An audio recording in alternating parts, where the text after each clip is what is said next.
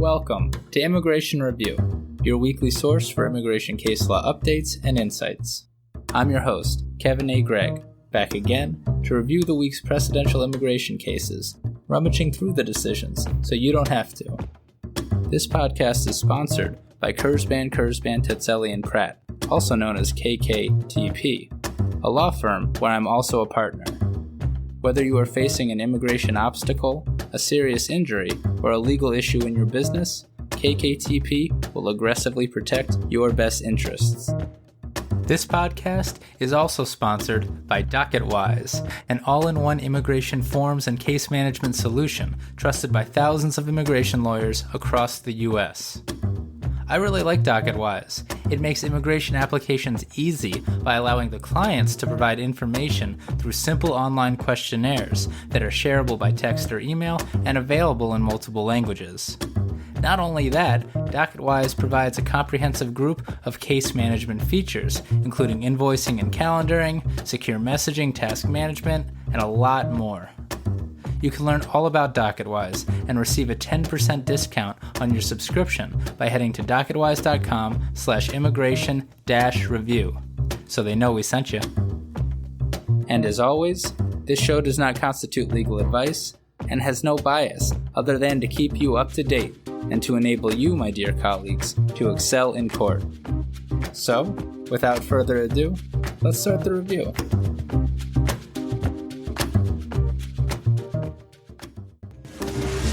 Welcome to the show. As of about 3 p.m. Pacific Standard Time, DACA is officially back, as a federal judge in New York has ordered USCIS to begin accepting new applications by December 7th. What a year. We've got 4 cases this week discussing motions to reopen, U-visas, and abandonment of LPR status. Interesting changes to the law, as always. But before I begin the show, I have a question. Is Immigration Review your most binge-worthy podcast? I know Spotify and maybe some other apps are sending out end-of-the-year messages. If Immigration Review is your most listened to or binge-worthy podcast of 2020, give us a shout-out in your podcast feed and email me a screenshot of the message at kgreg@kktplaw.com. We'd love to see it. And thank you. First, we've got Matter of Melgar, published by the BIA on a Friday in 2020. This case is about ineffective assistance of counsel. So here's the background. Although non-citizens aren't provided an attorney in immigration court, if they can afford an attorney, non-citizens are entitled to effective representation. If a non-citizen is ordered removed and has been the victim of ineffective assistance of counsel, the non-citizen may have grounds to have his or her case reopened and receive another chance at presenting a case. What's more, although there are normally strict deadlines to file a motion to reopen, ineffective assistance of counsel may equitably toll that deadline, sometimes by years. Here, Mr. Melgar was represented by an attorney, and he was ordered removed. He appealed to the Board of Immigration Appeals, and he lost. He filed a motion to remand proceedings with his appeal because apparently during the appeal he had become eligible to adjust status through his U.S. citizen son. But the BIA denied the motion to remand. He then filed, with the assistance of an attorney, a motion to reopen based on ineffective assistance of counsel. The attorney claimed that he, the same attorney, had committed the ineffective assistance of counsel on the motion to remand by mistakenly failing to ask Mr. Melgar the first time for evidence that would have shown that he was a good person, worthy of adjusting status, and remand. Now, since 1988, motions to reopen have been governed by the BIA's decision in matter of Lozada, which has strict procedural requirements, including filing a Barr complaint against the offending attorney, and if a Barr complaint is not filed, an explanation for why not.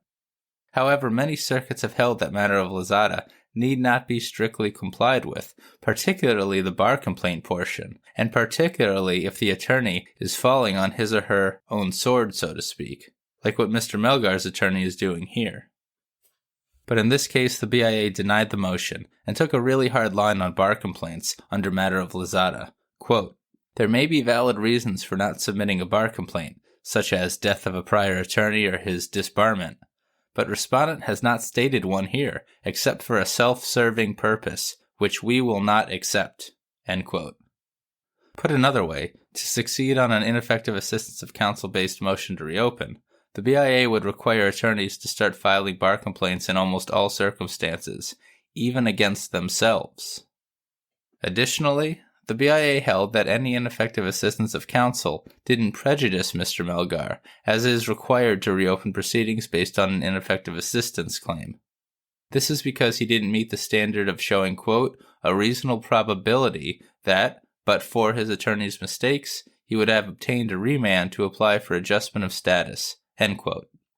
And this is because, in part, the BIA held that Mr. Melgar's conviction under Utah Code Section 76-5-1093B qualifies as a crime of child abuse under INA Section 237A2EI, a negative factor that weighs against his adjustment eligibility.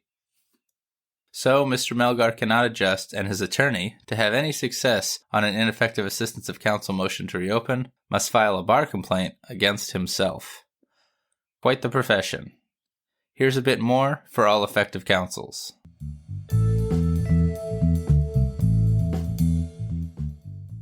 First, I believe that whether Lozada must be strictly complied with, i.e. whether a bar complaint must be filed, and the standards for prejudice are governed by circuit law, not the BIA.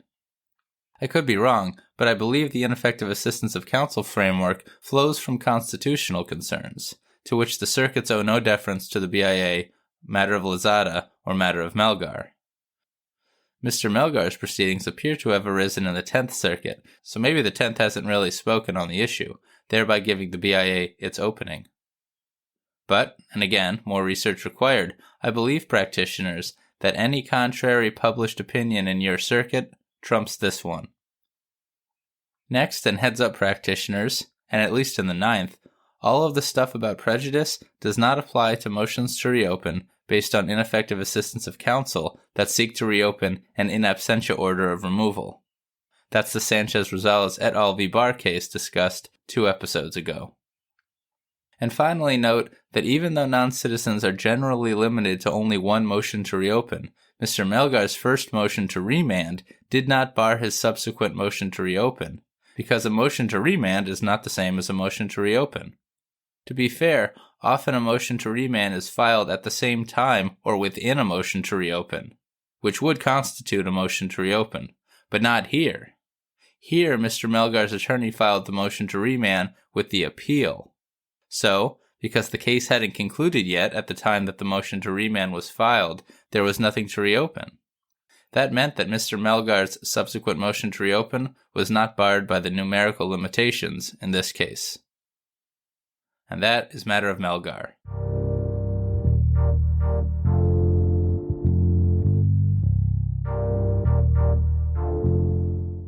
Sticking with motions to reopen, we're going to jump to the 11th Circuit with Alfaro-Garcia v. U.S. Attorney General, published on November 30th, 2020.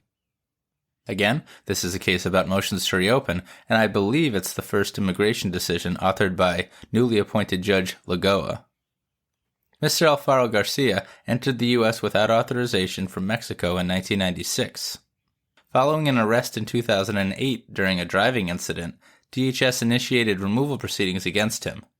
Mr. Alfaro-Garcia agreed to a stipulated order of removal and was therefore physically removed to Mexico.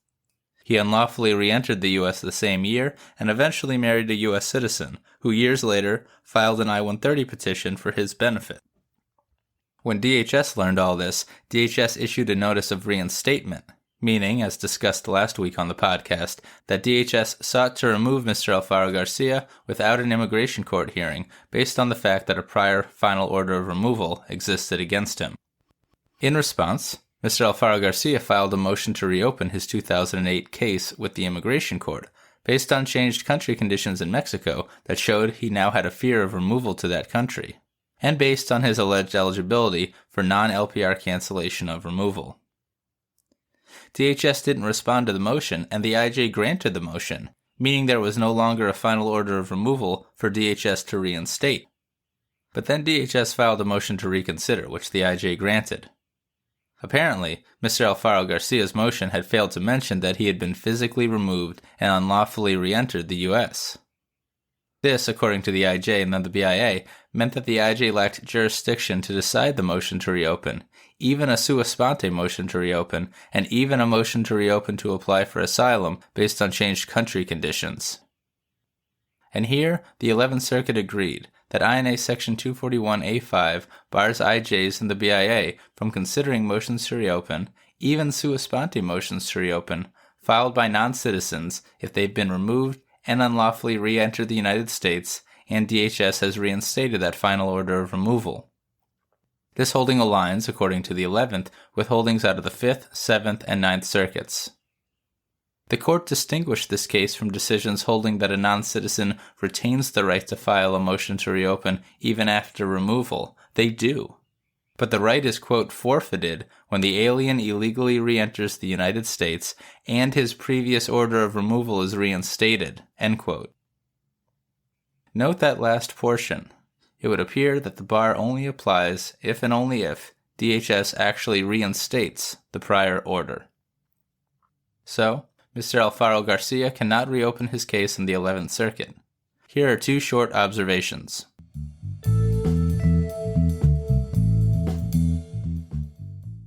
Worth noting that if Mr. Alfaro-Garcia has a fear of return, all is not lost. As the BIA mentioned in the underlying decision, he is still entitled to a reasonable fear interview once the final order is reinstated, which, if he passes, would place him in withholding-only proceedings before an immigration judge. Also, again turning to the BIA, in denying Mr. Alfaro-Garcia's appeal, the BIA addressed the gross miscarriage of justice standard that would otherwise prevent reinstatement, which we discussed last week in the Vega-Aguiano v. Barr case out of the 9th Circuit. The fact that the BIA addressed that standard, apparently on their own in this case, goes to show that if met, and as the 9th Circuit held last week, immigration authorities would be precluded from reinstating a final order of removal. And that is Alfaro-Garcia v. U.S. Attorney General.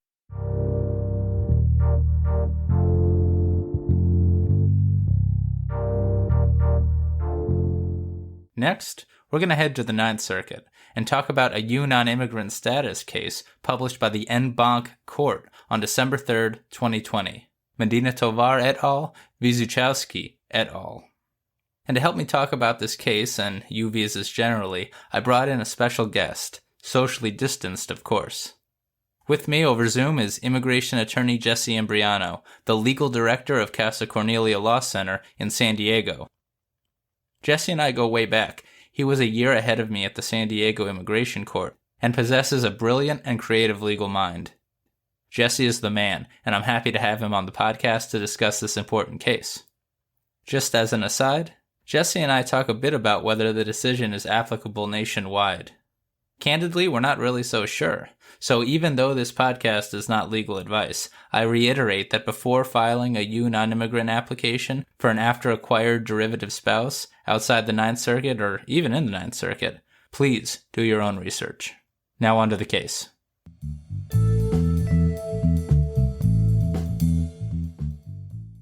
So before we get going, Jesse, why don't you tell us a little bit about yourself? Sure. So I am an immigration attorney in San Diego.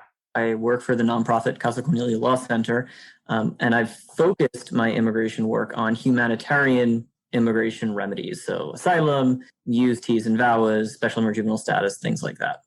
And what is Casa Cornelia? What do they do? So we're a nonprofit law firm based in San Diego. The law center has been around for about 27 years, and all of the work we do is humanitarian immigration work. So completely free representation for non-citizens who've been victimized in some way, and under the immigration law, they qualify for some form of protection. And you guys deal with a lot of U visas, right? We do.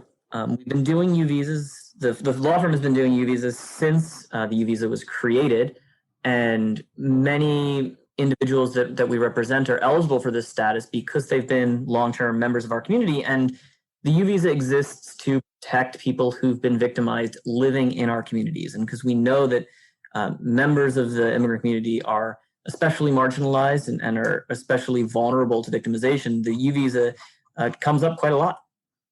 So the Ninth Circuit en banc had something to say about U visas this week. What's the case, and what did the Ninth Circuit say this week? It opened up a new opportunity for individuals to be eligible for derivative status.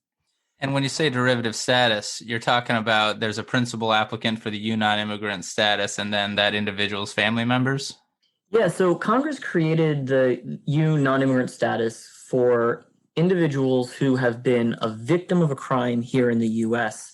and who have been helpful to the investigation or prosecution of that crime. It was very clearly a visa that was created to ensure that members of the immigrant community weren't scared to go to law enforcement when they were victimized, but rather were encouraged to work with police and prosecutors and investigators when they had been victimized. And Congress not only said that the direct victim of the criminal activity would be eligible for the visa, the U non-immigrant status, but that also immediate family members would be eligible for this status as well. So in the case of the principal direct victim of the crime, if that direct victim is an adult, if they're over 21, they can seek derivative status for their spouse and their children.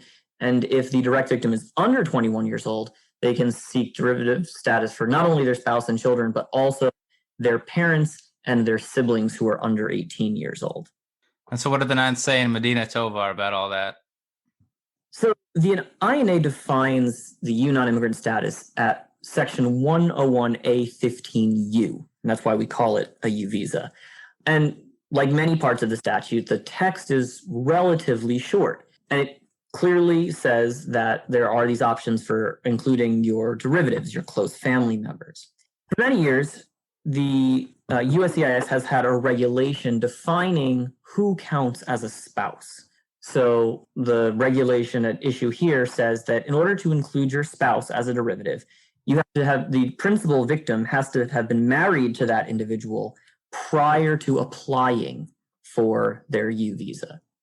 And what the Ninth Circuit said this week was that it's actually possible to include a spouse, to seek derivative U status for a spouse who was acquired after the filing of the application for U non-immigrant status. So U visas are currently taking about 5 years for adjudication, and we expect that backlog to grow. So life happens in those 5 years. People get married, children are born. And as long as the regulation exists, practitioners have generally had to tell folks that no, even though you got married, subsequent, your life moved on, you got married, you now maybe want to include your spouse in the status because your visa application is already pending. It's not possible under the regulations to do so. And the Ninth Circuit looked at the statute. They said that the statute was unambiguous as to who qualifies as a spouse, which means that they were able to stop their analysis at Chevron step 1 and just hold that the regulation was invalid under the statute. So the regulation says that a derivative spouse must be married to the principal applicant before the principal filed the U visa application. But the Ninth essentially said the statute is not that narrow, that the derivative can be included even if the marriage occurs after the principal U visa application is filed, but before the application is granted, provided they remain married. Is that about right? In a nutshell, yeah. What was it about the statute that led to the Ninth Circuit to make that conclusion?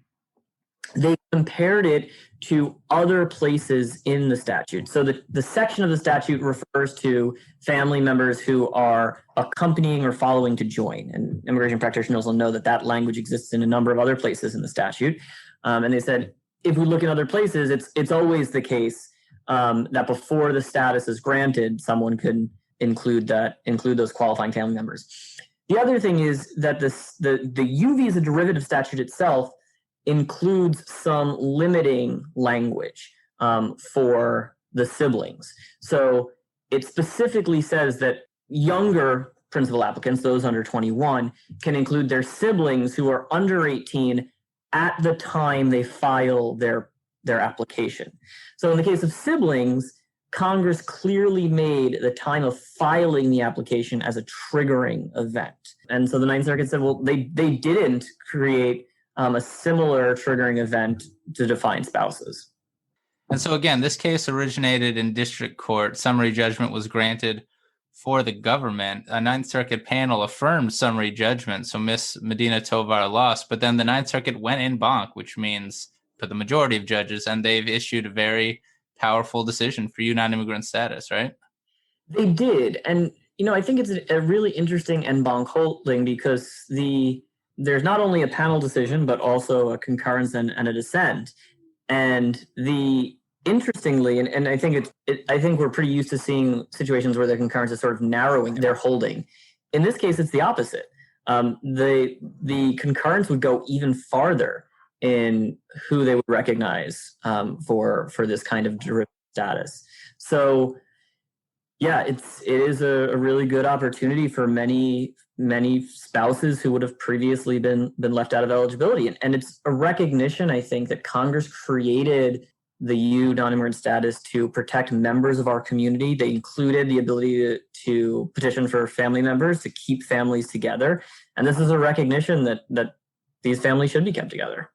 That's fantastic news for non-citizens. I think it's, I don't know how good of news it is for Casa Cornelia. It looks like your workload just doubled. Am I right about that, Jesse? Well, we certainly may see some of our clients asking about the ability to include spouses.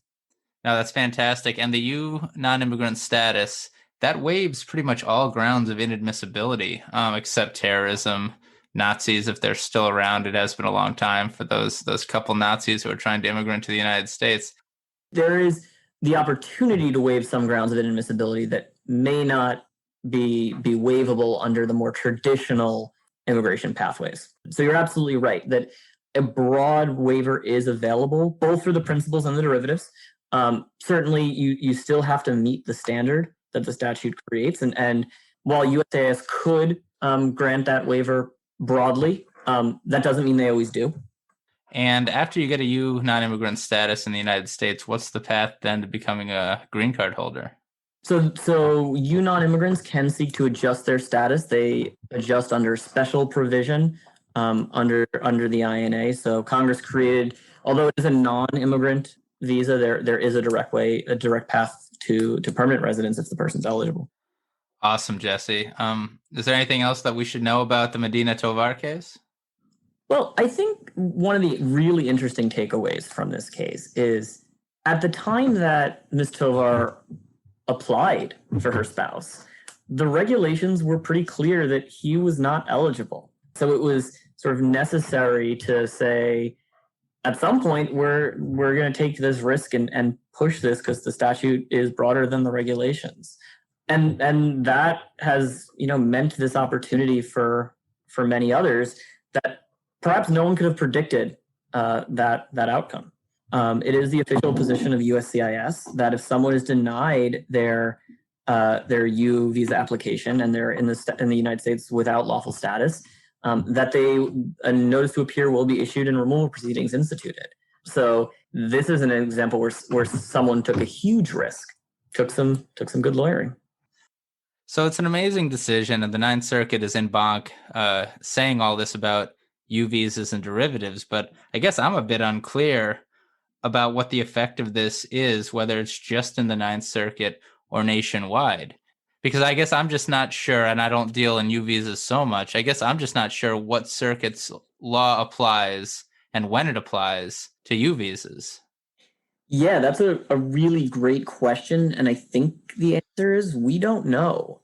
U visas are adjudicated exclusively by USCIS. They cannot be adjudicated by immigration judges. At least that's black letter law. There's been some creative arguments to the contrary, but that seems to be black letter law. You cannot appeal them to the BIA. So there isn't really much circuit law that I know of on U visas. As you were mentioning before we started recording, U-nonimmigrant status applications are adjudicated in centralized USCIS offices. They're not adjudicated in local offices. So like with your regular adjustment of status application, that's going to be adjudicated in a local office, and the circuit of that local office will apply to that adjustment of status application. But that's not the case with U visas. They're not adjudicated in local offices, right? So if the Ninth Circuit en banc has said that USCIS cannot rely on a regulation, it would seem to me that this might be applicable nationwide because, again, it's not a local office-based thing. More legal analysis would be required than both you and I have time to do on this podcast right now, so practitioners should look into that. The decision doesn't have that kind of limiting language, and I think we will have to see how it plays out. So in conclusion, the regulation on derivative spouses is definitely invalid in the Ninth Circuit, possibly invalid nationwide. Make that argument before USCIS. I think whether or not this changes who ultimately will get a U visa or derivative U visa remains to be seen. So we'll have to see if USCIS starts granting these cases, if they rescind the regulation or just leave it there and everyone knows it's no longer valid. As I mentioned earlier, someone who applies affirmatively for a U visa, if they're not already in removal proceedings or otherwise within the immigration adjudication system, is taking a huge risk. So I think it's a bit too soon to know whether it's safe to take the plunge. And I think every attorney is going to have to talk carefully with their clients about what the implication of this decision might mean and who is now eligible for derivative U status. Thanks a bunch, Jesse. I mean, if you can believe it, we've now known each other for about 7.5 years, and we've been on this immigration journey together since we started at the San Diego Immigration Court. You were, of course, a year ahead of me. It's been a fun ride, and I can't wait for the next 40 years doing this together. We really have that much longer, Kev? I don't know. I'm not sure. I assume that our generation will be living to 125, so that's why the extent, Fair. Right? Fair. I really appreciate you taking the time to talk about U visas with me. Happy to be here and share this information. Like I said, it's really great news. Thanks for having me, Kevin. Thanks, Jesse. And that is Medina Tovar et al. V. Zuchowski et al.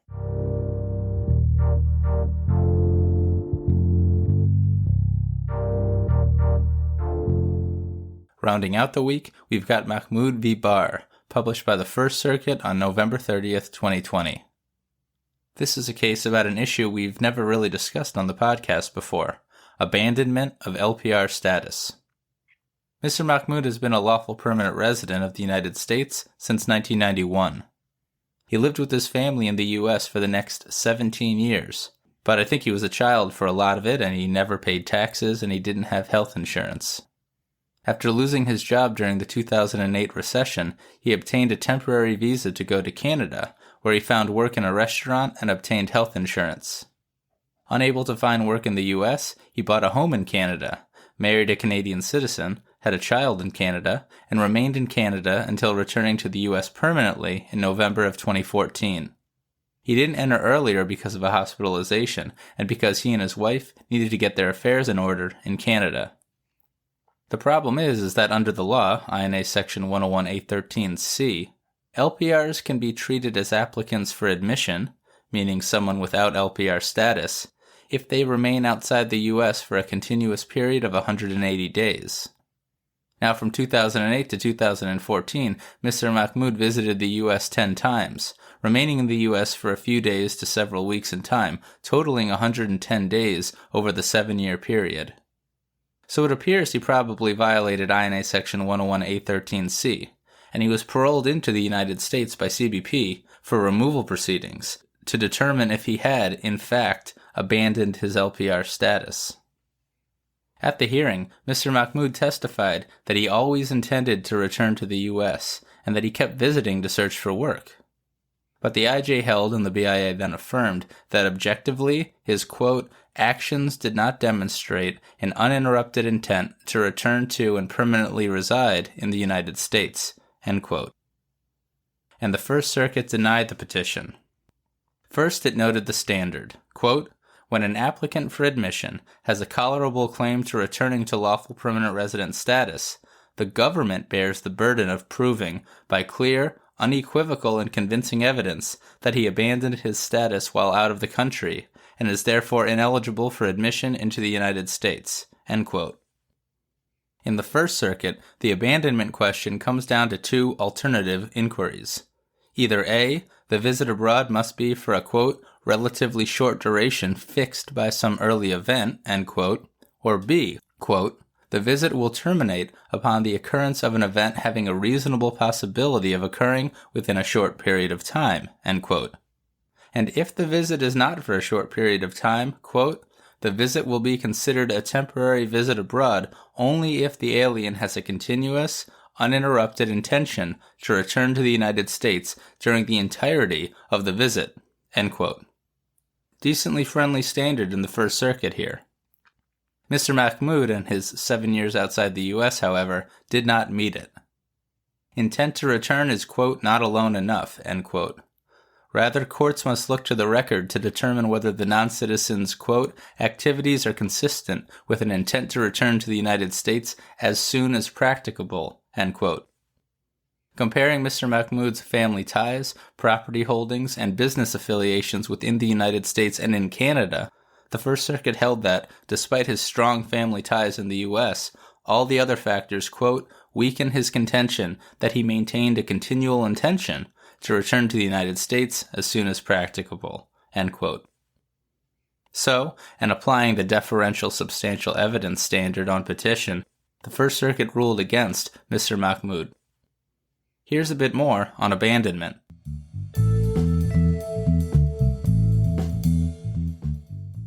So even though Mr. Mahmoud lost, here's another nice quote for practitioners to remember for abandonment cases, even where the non-citizen has been outside the U.S. for years. Quote, though time abroad can be an informative factor, it is not alone determinative in this holistic analysis, end quote. Next, as the First Circuit noted, much of Mr. Mahmoud's argument regarded the fact that he always intended to return to the United States and kept looking for work, but that he couldn't find any, so he didn't return. But Mr. Mahmoud failed to present evidence of his search. Had he, the decision may have been different, so build your record, practitioners. Finally, an important distinction needs to be made between applicants for admission and abandonment. INA Section 101-813C says that an LPR can be treated as an applicant for admission for many reasons, including if they have abandoned their status or if they have remained absent from the U.S. for more than 180 days at a time. Now, the government has the burden to establish abandonment, as this case makes clear. But the 180-day provision is obviously easy to determine. And just because an LPR has been absent from the U.S. for 180 days at a time doesn't mean that he has abandoned his LPR status. Again, DHS would eventually have the burden to prove that based on the record as a whole. What 181 days abroad would mean, however, is that, as an applicant for admission, ICE would have the discretion to detain Mr. Mahmoud without even the opportunity for bond for months or even years while the removal hearing played itself out to determine whether or not Mr. Mahmoud abandoned his LPR status. And this is a strategy that ICE has used in recent years and which often makes LPRs give up fighting their case and relinquish their LPR status. And that is the danger of falling within INA Section 101-813C and being treated as an applicant for admission. And that is Mahmoud v. Barr.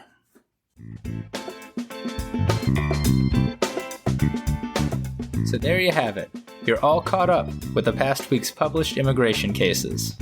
I'm Kevin A. Gregg, a partner with the law firm Kurzban, Tetzeli, and Pratt, and this has been another episode of Immigration Review. Thank you for listening, and I hope you enjoyed it. If you did, please share it with a friend and rate and review us. Each review helps new listeners find the show.